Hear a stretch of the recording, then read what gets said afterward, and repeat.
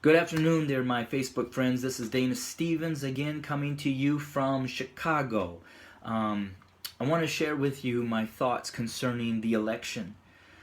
But prior to getting into that, I want to lay the foundation from my first video concerning my thoughts on the killings of our black men.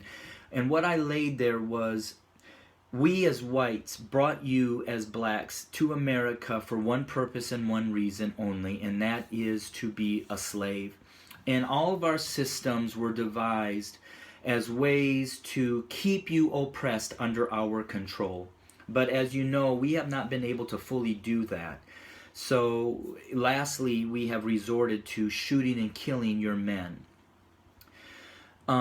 Now from there, I want to go into Genesis chapter 15, starting at verse 12 and ending on verse 14. And it says that as the sun was going down, Abram, and we know who later became Abraham, fell into a deep sleep, and a terrifying darkness came down over him.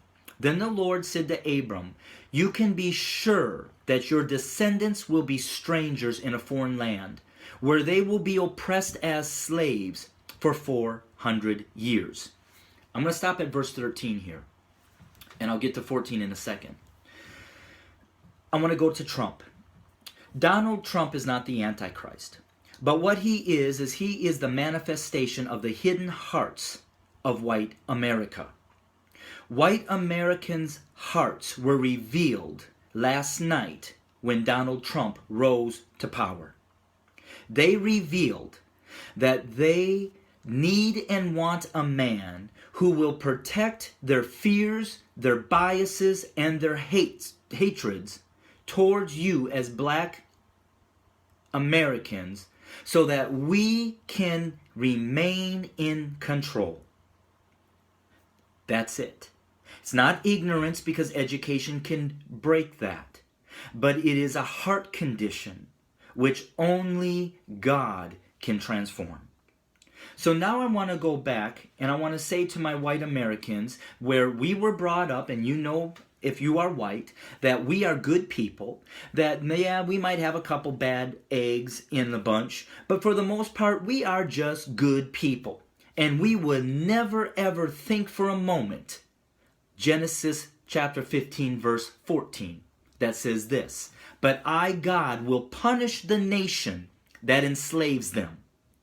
And in the end, they, you, my chosen black brothers and sisters," or the Hebrew slaves back in the New Testament, "will come away with great wealth." White America, chapter 15 of Genesis, verse 14, is for us. God is going to punish us for how we have enslaved our black brothers and sisters, how we murdered Native American Indians in coming here to take their land. And why do I believe that is happening? And why is it so close? It was 400 years that the Hebrews were slaves in Egypt. Well, on August 20, in the year 1619, historically marks the early planting of the seeds of the American slave trade. Although American slavery was not a known institution at that time, this group of Africans were the first to go on record to be sold as involuntary laborers. That was August 20th of 1619. Add 400 to that. We are looking at 2019 will mark 400 years. And that's why I bring this message now to my black brothers and sisters, that there is hope for you. Your oppressiveness and you being under the control and the hands of white America is coming to an end, because your 400 years will be up in 2019. And I believe that you are direct descendants of Abraham. You are God's chosen people. And I understand that you're frustrated right now because President Obama came in office and it seems like things have only gotten more and more rough for you. But now I want to bring you into Exodus chapter 5. And I want to remind you that when Moses and Aaron went and spoke to Pharaoh and commanded and demanded him to let his people go, how did Pharaoh respond? Well, this is how he responded. In Exodus chapter 5, verse 6, it says, "That same day Pharaoh sent this order to the Egyptian slave drivers and the Israelite foremen. Do not supply any more straw for making bricks. Make the people, make the slaves get it themselves, but still require them to make the same number of bricks as before. Don't reduce the quota. They are lazy. That's why they are crying out, 'Let us go and offer sacrifices to our God.'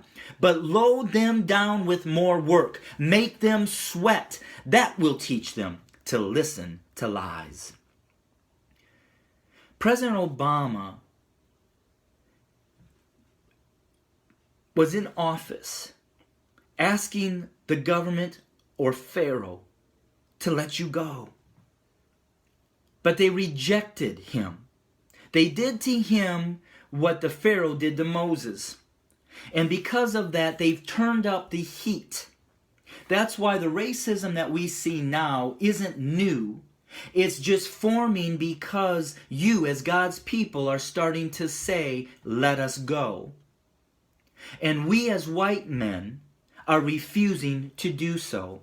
Therefore, we must put into power a man that will protect us so we can remain in control. But however, if you continue to read in Exodus chapter 5 and then go into Exodus chapter 6, then the Lord told Moses, "Now you will see that I will do to Pharaoh. When he feels the force of my strong hand, he will let my people go. In fact, he will force them to leave his land. Therefore, now I say this to you, my black brothers and sisters. Therefore, God said, say to the people of Israel, I am the Lord. I will free you from your oppression, and I will rescue you from your slavery in Egypt, your slavery here in America.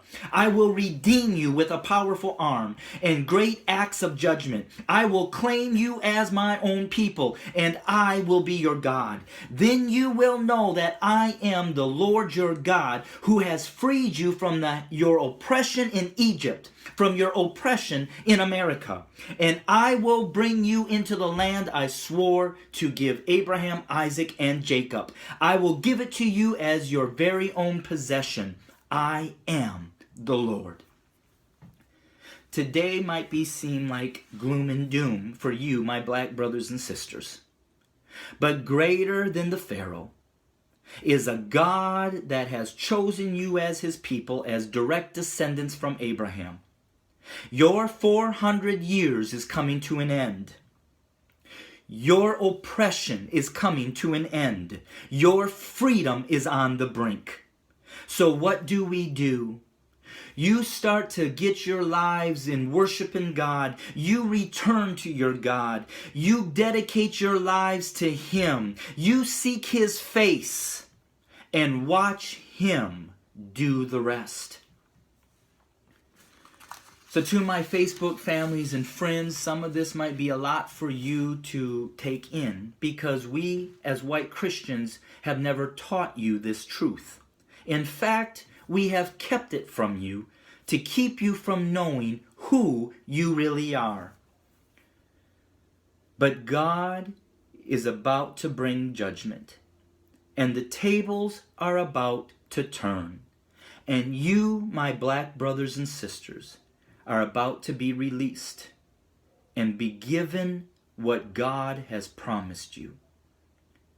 So I want you to hold on, my black brothers and sisters in America and across the world. And I want you to know that your God is about to move his mighty hand and show you that he has not forgotten about you, that he's heard your cries, and your deliverance is nigh. Thank you for listening.